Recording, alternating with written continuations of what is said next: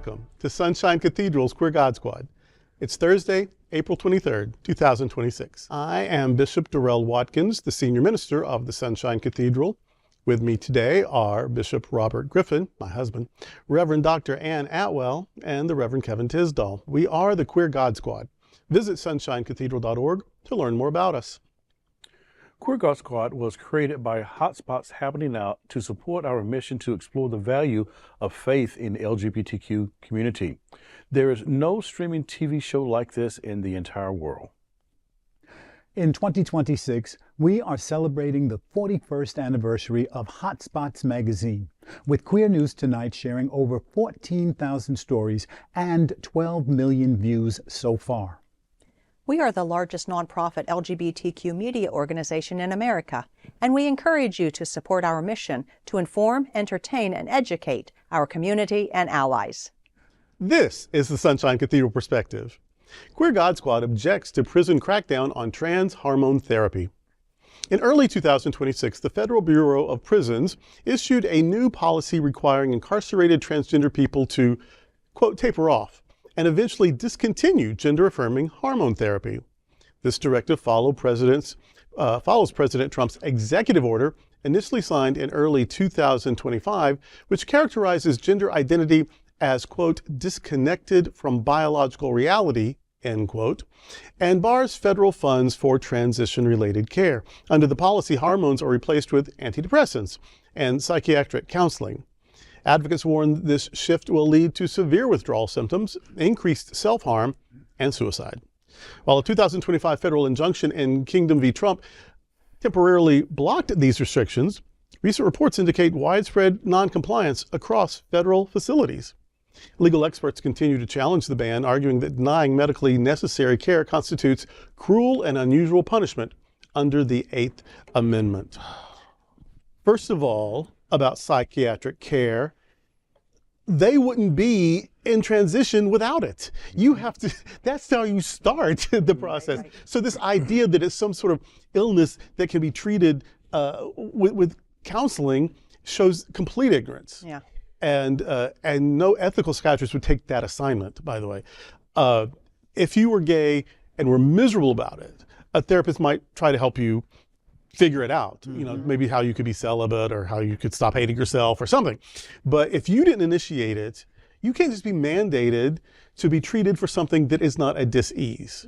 So there's that. And to call it biologically, what was it, biologically abnormal or silly or crazy or whatever it was, no. That again is you are legislating ignorance. Ask somebody. The XX and XY pairs are dominant, but they're not the only pairings of chromosomes.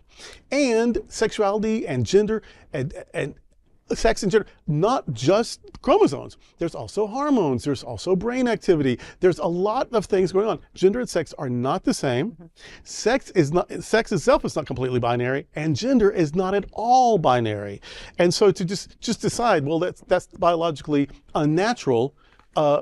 Ask somebody, read a book. That's just, ask a microbiologist, ask a scientist, ask an endocrinologist. I mean, just ask somebody. This is common knowledge now. So that's infuriating, that you can just legislate ignorance.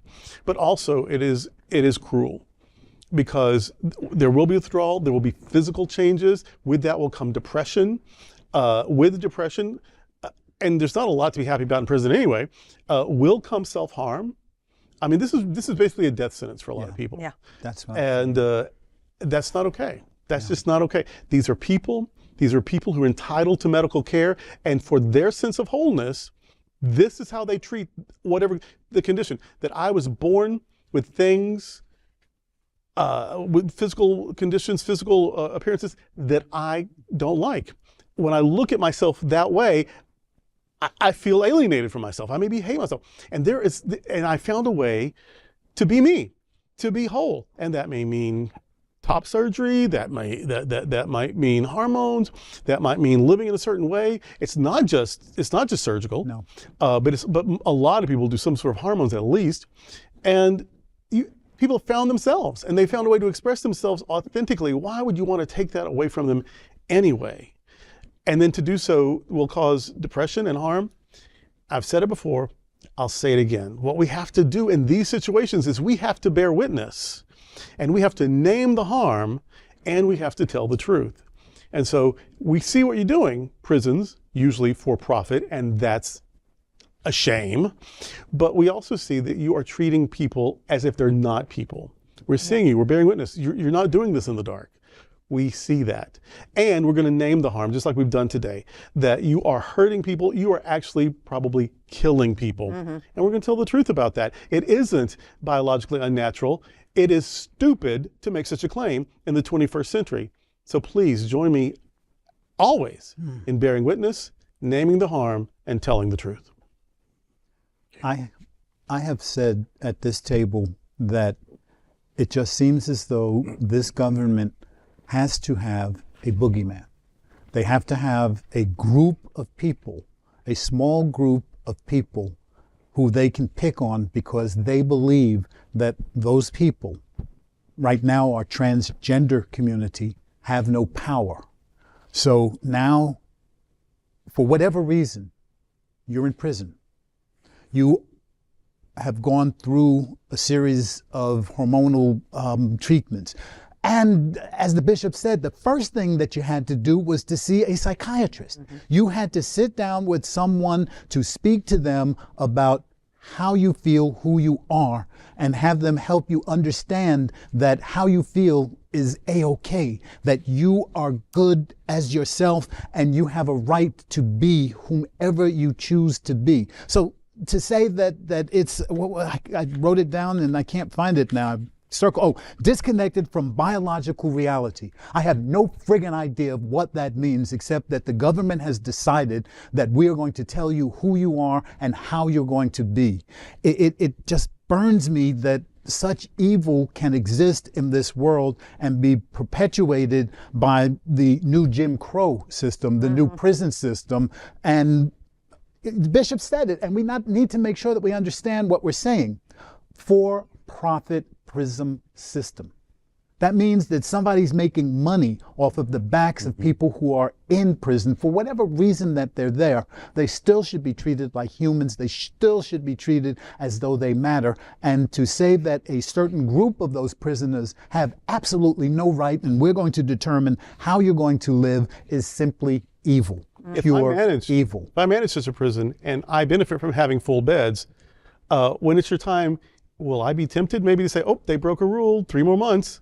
I mean, you can't trust justice in the hands of the capitalist system. People making money. You know, it's exceptionally cruel to deny anybody their medication. This is medication. Full stop. Exactly. Nothing more needs to be said about that. It's incredibly cruel to deny anyone their medication. Now, just because the feds have made no attempt to understand these people's experience, that doesn't make it any less real. Yeah. I would like to think that they brought in the Surgeon General to consult. Yeah. They brought in experts to consult before this was handed down, or they even are talking to experts today, and we know they're not. Yeah. We know they're not. And, I think, as Deborah said, we have to bear witness to this. We have to tell the stories for those folks who are not able to tell the stories, because guess what? They're incarcerated. They can't tell the story. Right. We have to be the advocates for them to tell the stories and ensure that whatever degree of advocating we can do, that they receive proper medical treatment, for whatever they need, or whatever the cause may be. We become agents of change by helping those who are not able to help themselves. Regardless how anyone ends up in prison, we become the agents of change. And we have to be advocates for that, for their protection, for their rights. And also, in this case, for this particular community, we have to bear witness for them. Yep. And that's the day with the Queer God Squad.